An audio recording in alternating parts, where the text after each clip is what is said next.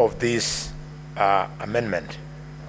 And Madam Speaker, I do so with nostalgia because I remember that as stated in the statement of objects and reasons on the memorandum of this bill, the principal object of this bill is to amend Section 6 of the Election Act, Offenders Act of 2016. Why with nostalgia? Is because, Mr. Speaker, I remember this act. When we enacted it, it was the industry of a joint committee of both the Senate and the National Assembly in 2016. And I sat on that committee, Madam Speaker. I remember we pitched in a hotel for almost 2 weeks. Our chairs were Honorable James Orengo and Kreitu Murungi. Those were the co-chairs. And we did a very good job. That it has served us well, but again exposed the need for us to make further amendments. Carries true. Order, Honorable Senator Tobiko and team, can you consult in law notes, please? Tones, please. Madam Speaker, thank you. Carries true what the late former Vice President of Kenya, Michael Kijana Wamalwa, told the country. Namely, that even in the best of ideas, there's always time and room for those ideas to yield ground to better ideas.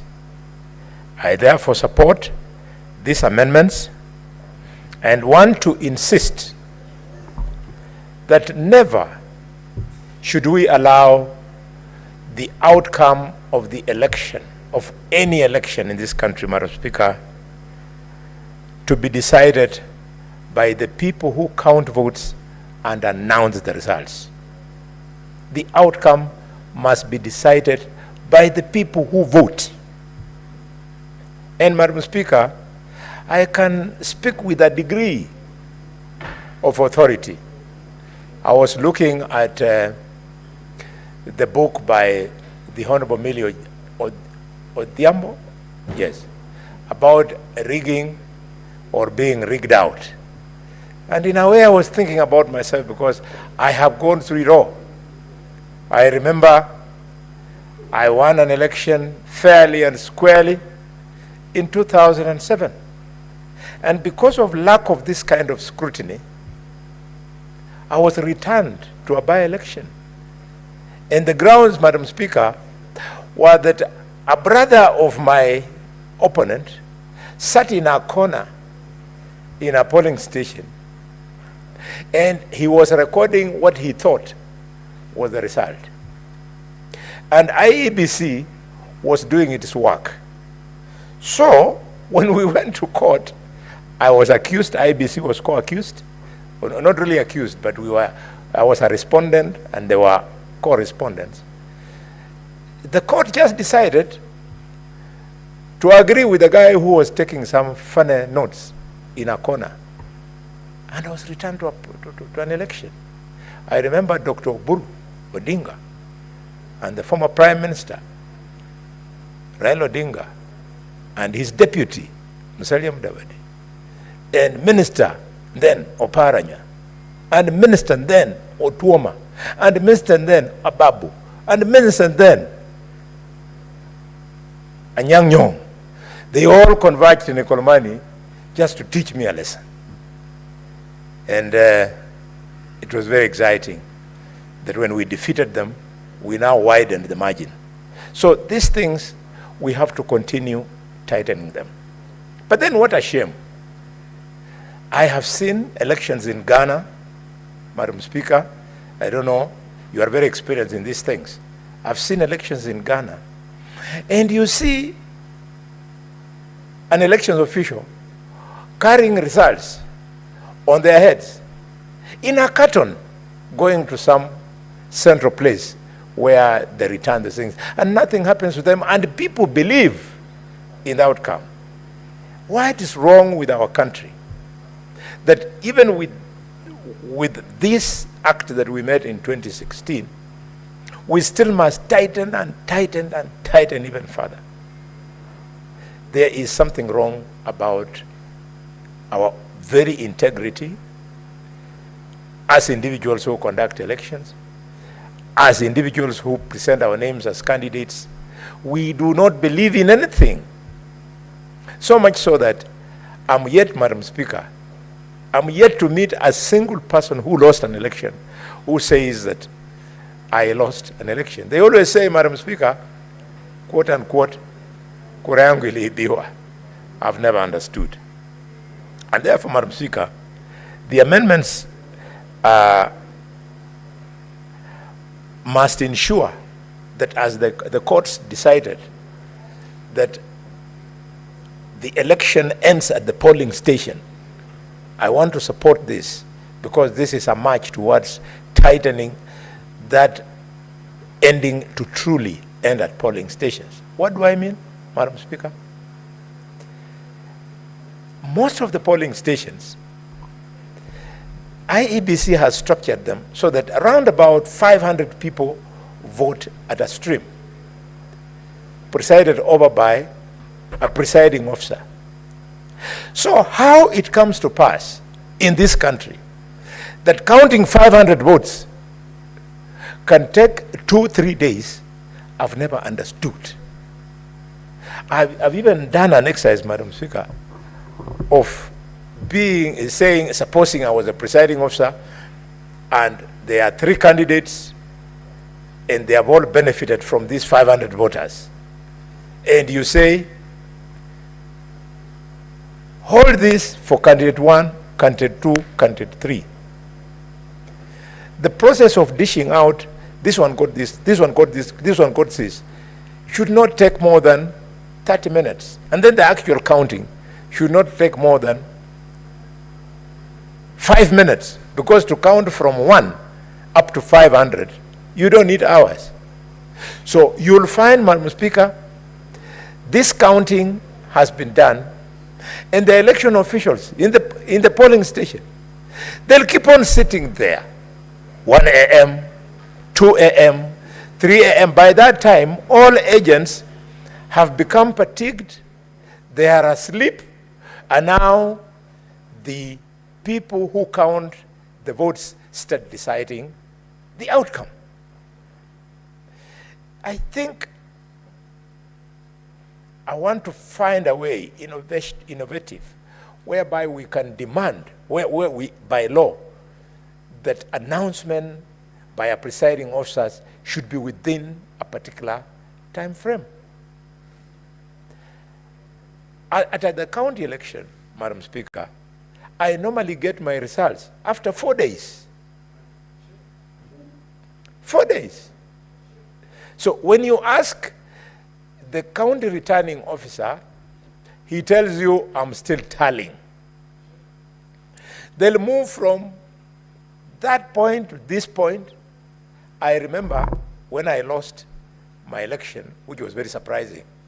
It's very difficult for me to lose an election in Kakamega, and the Speaker knows this. So when I lost the election in 2017, I was so surprised. So I decided to create my own IBC. In 2022, Madam Speaker, because I had created my own tallying center, full-fledged, within 8 hours after voting, I already knew the outcome of my election. But I had to wait for 4 days for the returning officer to say that I'm the winner. And this was with a lot of experience, Madam Speaker, whereby, and I believe Senator Eddie Kicheru has this experience also. He ran into similar turbulent clouds, Madam Speaker.